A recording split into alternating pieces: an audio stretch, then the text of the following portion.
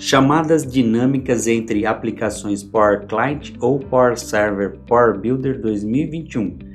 Em ocasiões, nossas aplicações Power Builder está ou estará composta por uma aplicação principal e por pequenas ou médias aplicações modulares que são implementadas cada uma em targets independentes e que geralmente necessitam interagir entre si no momento de executar.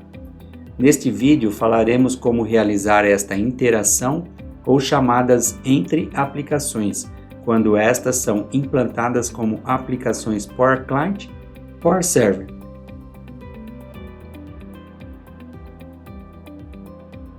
Agenda. Começaremos explicando dois métodos para que as aplicações Power Client ou Power Server possam executar em ambientes multi-aplicação ou multi-target. Logo veremos como estas aplicações podem enviar argumentos. E finalmente uma demonstração. Ambientes multi-aplicação ou multi-target. Se temos uma aplicação composta por mais de uma target e estes são implantados como aplicações Power Client ou Power Server, podemos implementar as chamadas entre as aplicações da seguinte maneira. Primeiro método, utilizando a classe init. A classe init, para o contexto que vamos utilizá-la, nos permitirá executar a aplicação em um navegador. A função hyperlink to URL nos permite abrir a aplicação no navegador pré-determinado no PC do usuário. Este método é recomendado quando queremos executar a aplicação pela primeira vez no PC.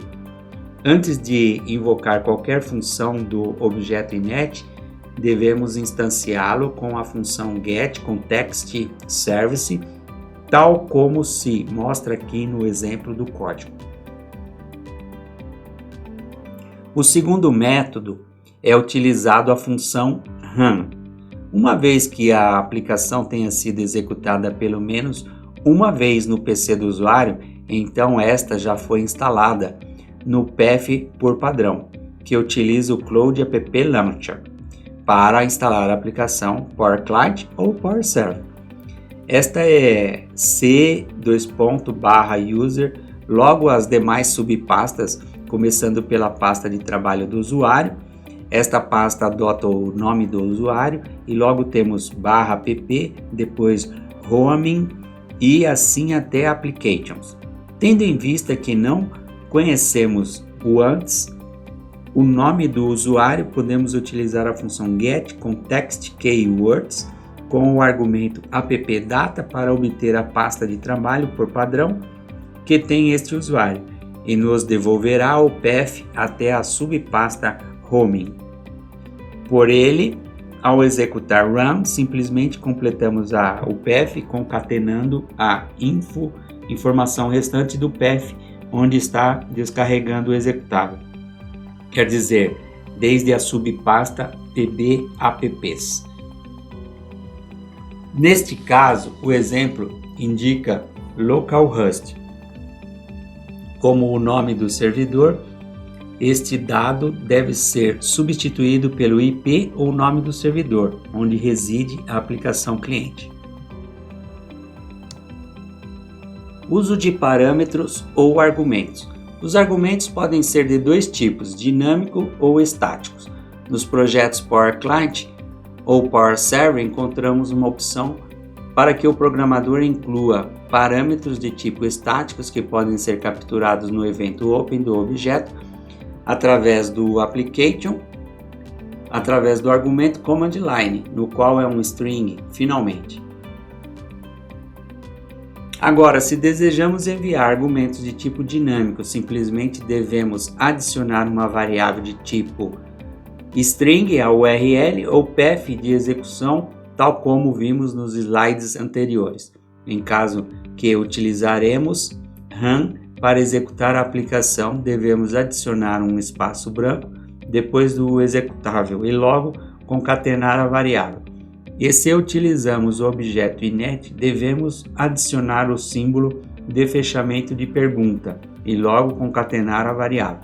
Se vamos utilizar uma string que contenha mais de um argumento, devemos evitar os espaços em branco e o símbolo de fechamento de pergunta dentro da informação da variável.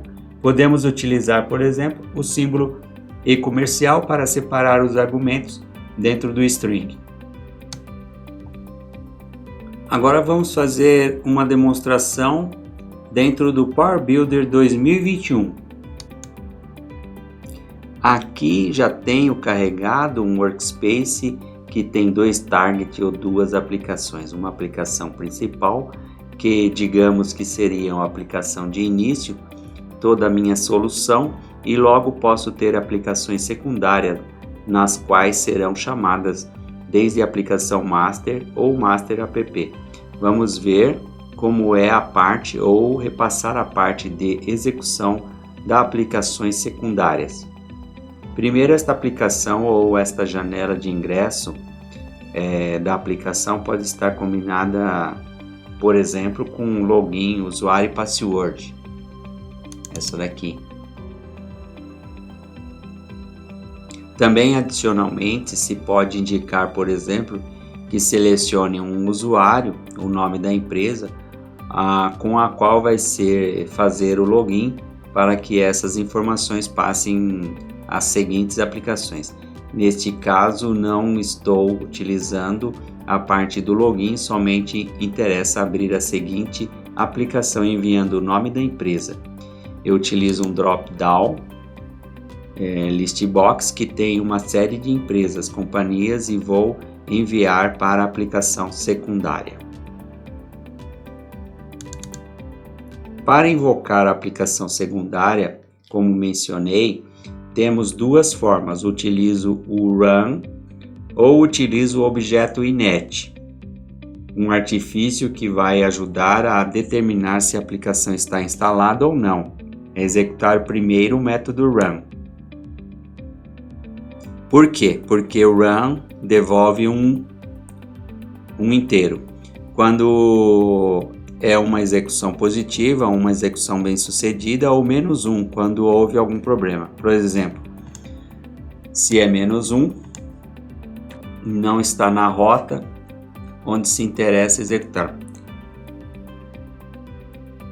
Quando houve algum problema, por exemplo, se o exe não está na rota ou se intenta executar, então significa que a aplicação ainda não foi baixada.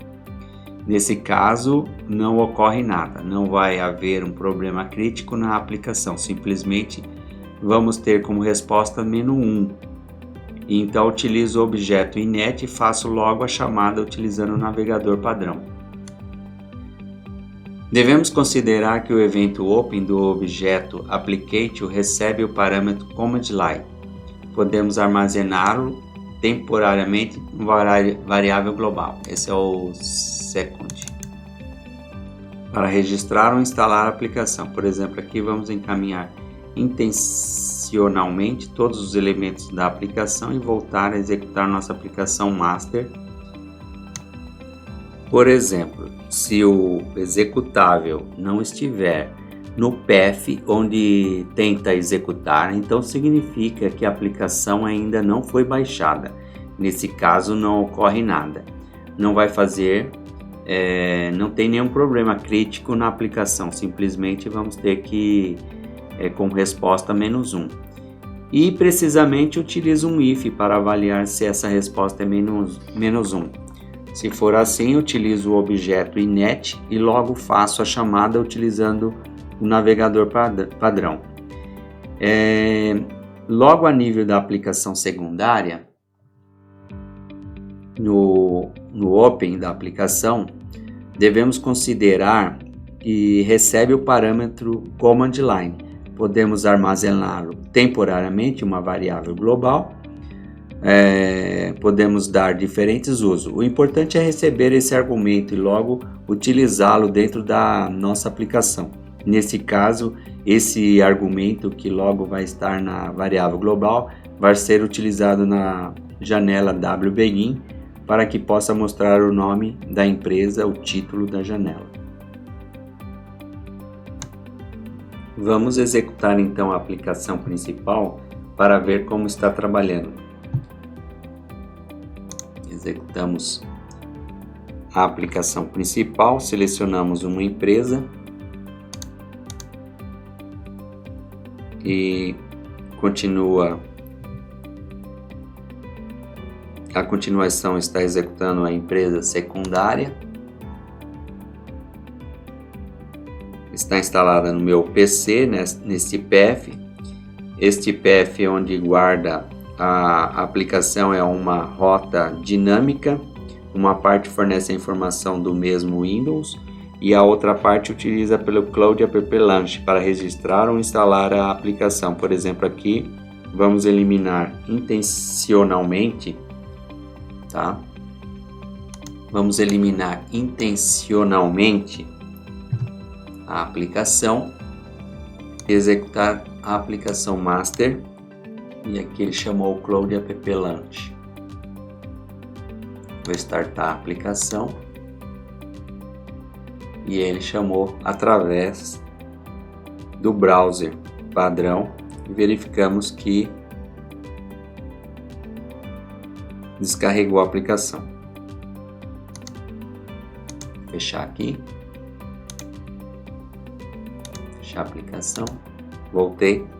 Agora vamos fazer uma mudança na aplicação secundária. Então, aplicação secundária, diminuir esse botão, trocar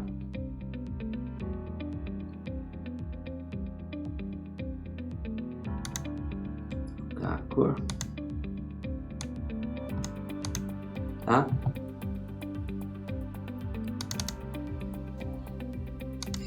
Recompilar. Então, recompilamos a aplicação e executo novamente a aplicação master. Executando a aplicação master. E aqui já descarregou a aplicação no cliente.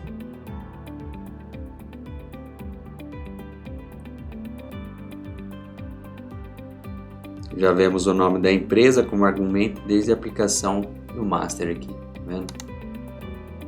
Então é isso.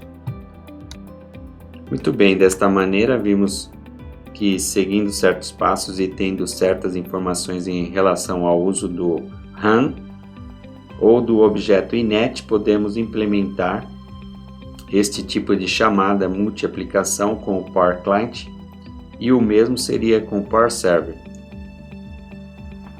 Muito obrigado, esperamos que esta informação seja de ajuda para vocês, que possam utilizá-la dentro de seus projetos, e estamos sempre à sua disposição para qualquer comentário ou sugestões e qualquer dúvida. Nos vemos nos próximos vídeos, até lá, um abraço.